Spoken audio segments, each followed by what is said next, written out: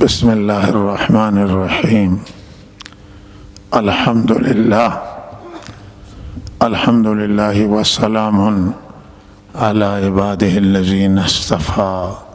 أما بعد، فأعوذ بالله من الشيطان الرجيم.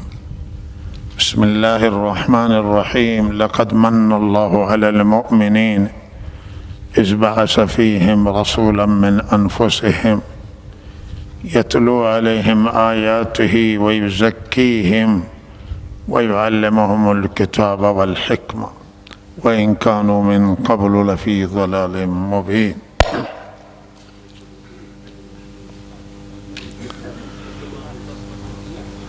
ماه ربیع الاول هست و ماه ولادت نور هست، ماه ولادت هدایت هست،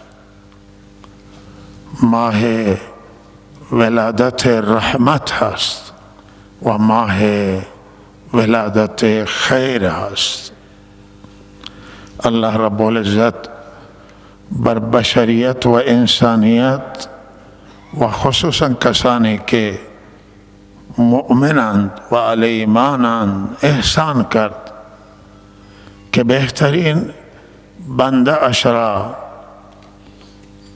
خاتم النبیین، رحمت للعالمین، امام النبیین و امام المتقین را مبعوث کرد.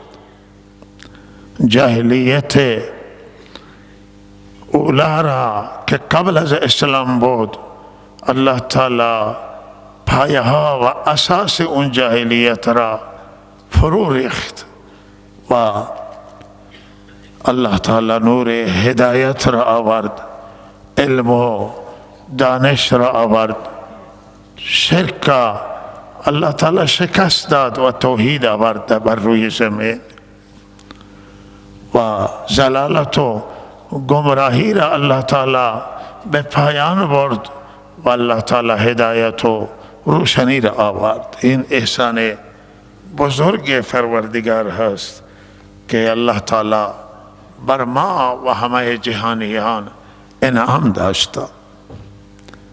عزیزان، حضرت رسول صلی الله علیه و سلم شخصیتی هستند و الله تعالی به ایشان کمالات داده که همانطور که جناب مولانا عبدالله هم در صحبتشون یاد کردن، تمام کمالات بشری را الله تعالی در حضرت رسول صلی الله علیه و سلم جمع کرده. آنچه که به همه خوبان و انبیاء علیهم السلام داده، الله تعالی این همه خوبی ها را در آن حضرت صلی الله علیه و سلم جمع کردن.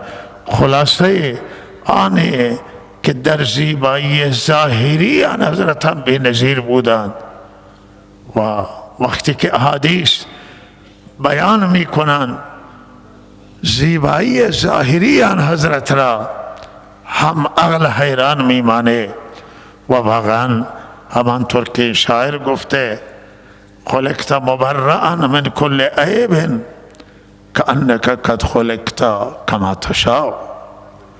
گویان حضرت همانطور که خواستن و بالاتر از خواستن آن حضرت، الله تعالی زیبایی را ظاهری را بر آن حضرت کامل کرده بود و تمام کردن و زیبایی باطن و زیبایی معنوی و زیبایی اخلاقی، ایمانی، عملی در آن حضرت به صورت وافر و به صورت کامل بود.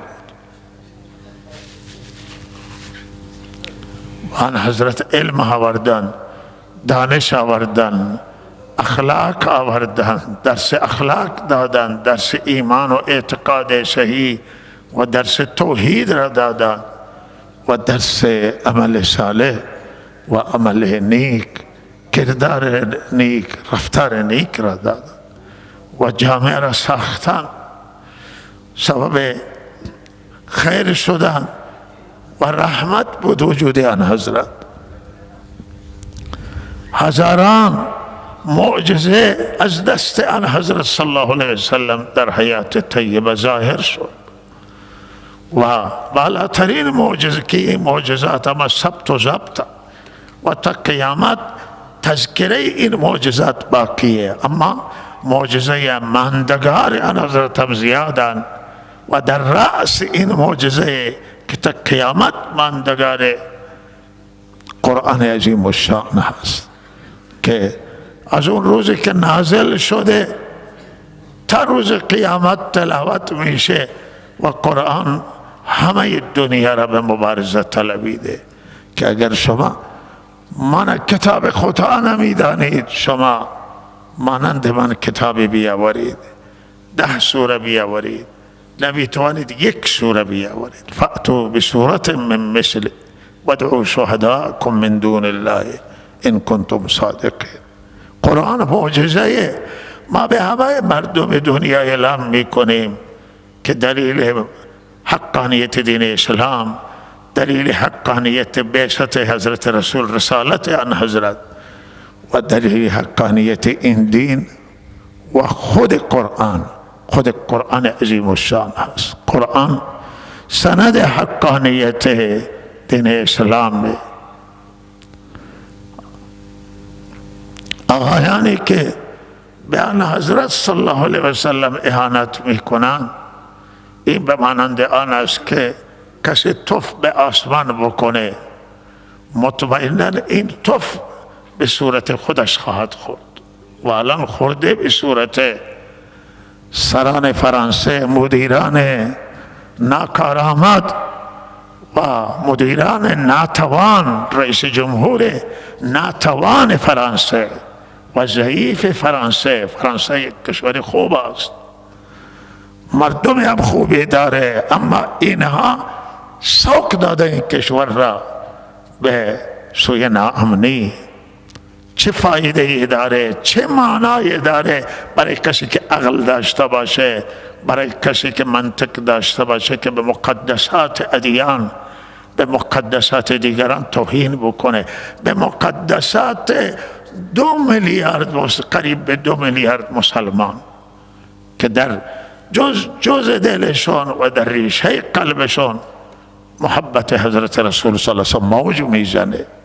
از مادران و پدران و فرزندان و از عزیزان و خویشاوندان، از ثروت و دارایی خودشون حضرت رسول صلی الله علیه وسلم دوست دارن، محبوب در دلها، محبوب دل یک ملتی که در دنیا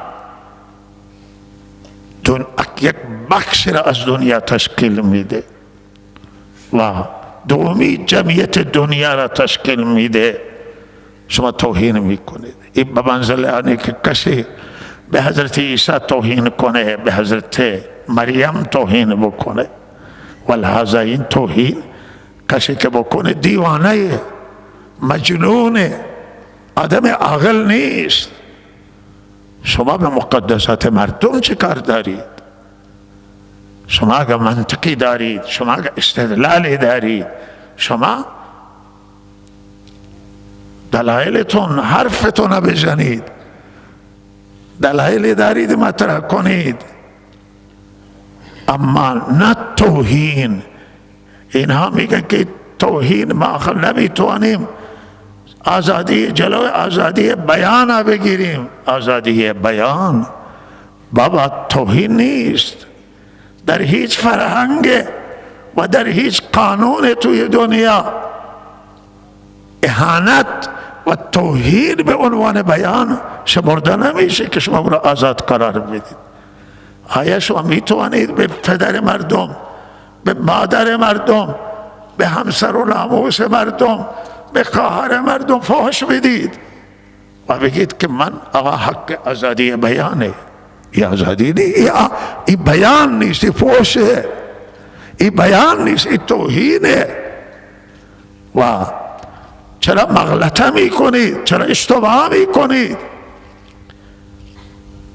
شما با این توهین ضربه بزرگ به خودتون زدید، لطمه بزرگی به خودتون وارد کردید. شما دارای ثروت و اقتصاد قوی هستید و روی همین ثروت که باید شکر خدا را به جا بیاورید و نعمت خدا را شکر کنید. شما بنده مقرب خدا را، محبوب دلهایمان را شما توهین کردید، شما جریحه دار کردید، ملتی را عزادار کردید، دل ملتی را سوختید.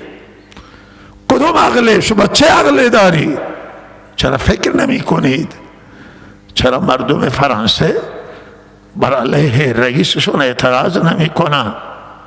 بر علیه آنانی که اعانت می کنن جلوی اونا را نمی گیرن؟ شما میگید ما با افراطگرایی مبارزه می کنیم، ما تروریسم مبارزه می کنیم. شما تروریسم به وجود آوردید، شما افراطگرایی را به وجود آوردید. شما وقتی توهین می کنید 100% بدونید که عده نمیتونن تحمل کنن، عده نمیتونن برداشت کنن، بلکه همه مسلمان برای مسلمانان قابل تحمل نیست. هیچ کسی نمیتونه برداشت کنه. لذا شما افراطگرایی را به وجود آوردید، شما با معلول مبارزه کردید، علت خودتون به وجود آوردید. شما علت تروریسمید، شما علت افراطگرایی. مردم ساکت بود، هیچ کسی حرفی نمیزد، هیچ ناامنی در فرانسه نبود.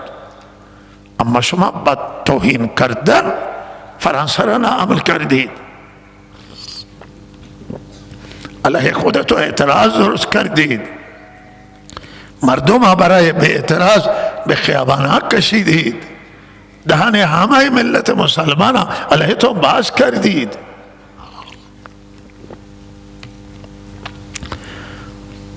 باید نهادهای بین المللی، فعالان اروپا و سایر مجامع بین المللی همین جریان محکوم کنه اعانتا، و باید قانون دنیا تصویب بکنه که به مقدسات هیچ ملتی توی دنیا اعانت نشه. این با یکی از میثاق همه ملت های دنیا بشه، سازمان ملل باید این هر یکی از میثاق ملت ها قرار بده که به همونطور که به آزادی میثاق همه ملت هاست، آزادی ادیان، آزادی مذاهب، باید آزاد ممنوعیت اهانت به همه مقدسات همه ادیان و ملت ها باید حرام باشه و ممنوع باشه. ما امیدواریم که اروپا و غرب همهشون به فکر بیایند و برای این مسئله را برای همیشه خاتمه بدن و رحمت للعالمین سبب وحدت دنیا شدن و اتحاد دنیا شدن. و امروز جهان اسلام که این اهانت ها را میشنود و توهین بیان حضرت، توهین به تک تک مردم مسلمانه. لحظه مسلمان باید متحد بشن، متفق بشن و این اتحاد از روی عمل متحد باشن. با زبان شعار دادن وحدت راهی را به جای نمیبره، بلکه عملا باید مسلمان متحد بشن و مسلمان یک پارچه بشن و مسلمان کنار هم قرار بگیرن. کشورهای اسلامی باید از اختلافات عبور کنن و با گفتمان با هم متحد باشه. امروز اگر کشورهای اسلامی متحد بودن، توی چین شاهد ظلم علیه مسلمانان نمی شدیم، توی هند علیه مسلمانان، در دنیا شاهد ظلم. امروز اگر کشورهای اسلامی متحد بودن، بالاخره در فرانسه اهانت به حضرت نمی شد. و امروز اگر مسلمانان متحد بودن، در دنیا مسلمانان قدرت بزرگی بودن. و خیانت هست، اختلاف خیانت. سران کشورهای اسلامی باید از خود رشد نشان بدن از خود درایت نشان بده و این توهینا را که میشون با متحد باشن، اختلاف خود را کنار بگذار. اختلاف غلطه، اختلاف اشتباهه و مسلمانان با یک ید واحد باشن، یک پارچه باشن، متحد باشن. این عزت مسلمانانه، این عزت حضرت رسول، عزت دین اسلامه و ابوهتی برای دین اسلام هست. الله تعالی توفیق عنایت کند. و کرونا تشدید شده توی ایران و مخصوصا بلوچستان هم داره بیشتر میشه و توصیه بنده آن است که شما ماسک بزنید و فاصله هم رعایت کنید و احتیاط کنید، خیلی مواظب باشید و این مریضی خطرناک است و الله تعالی همه ما را نجات بده. ما برای علاجمون در یک کشور همسایه رفتیم و یک چیزی اونجا که خیلی منو خوشحال کرد و دیدم اینه که تمام مردم، زن و مرد، کوچک و بزرگ، همه رعایت میکردن این پروتکل بهداشتی را. تمام از ردیف ماسک، تو مساجد جانماز می آوردن و توی هر جایی بود. ما یا مسجد رفتیم یا بیمارستان، جای دیگه توفیقی نداشتیم. ولی اونایی که بازار رفتن، گفتم بازار اصلا کسی که داخل بشه اول سنجش میکنه تو بازار تب داره یا نه، تو اداره تب داره یا نه. همه جا سنجش بود، خیلی سفت و سخت مردم رعایت میکرد. انشاءالله ما امیدوارم که شما رعایت کنید. توصیه بنده خدمت شما آنه که به کثرت برای حضرت رسول صلی الله علیه وسلم درود بخونید. تعلقات را با حضرت رسول صلی الله علیه وسلم، به اهل منابر و علما توصیه من آن است که فضایل آن حضرت، مناقب آن حضرت، سیره آن حضرت به کثرت بیان بشه. توی خانه ها درود دست جمعی بشینید و بخونید. توی خانه های تو سیره آن حضرت، تذکره آن حضرت بکنید. و این دشمنان به هر حال با این حرکتشون سنجش میکنن که مسلمانان مردن یا زنده هستن. و لحاظ از خود حیات نشان بدید، از خود زندگی نشان بدید. تعلقاتتون را با الله و تعلقتون را با حضرت رسول صلی الله علیه و سلم و کثرت ذکر الله، کثرت درود، عمل به سنت، عمل به شریعت، انشاءالله این را زنده کنید توی زندگیتون. الله تعالی توفیق عنایت کنه. و صلی الله علی سیدنا محمد.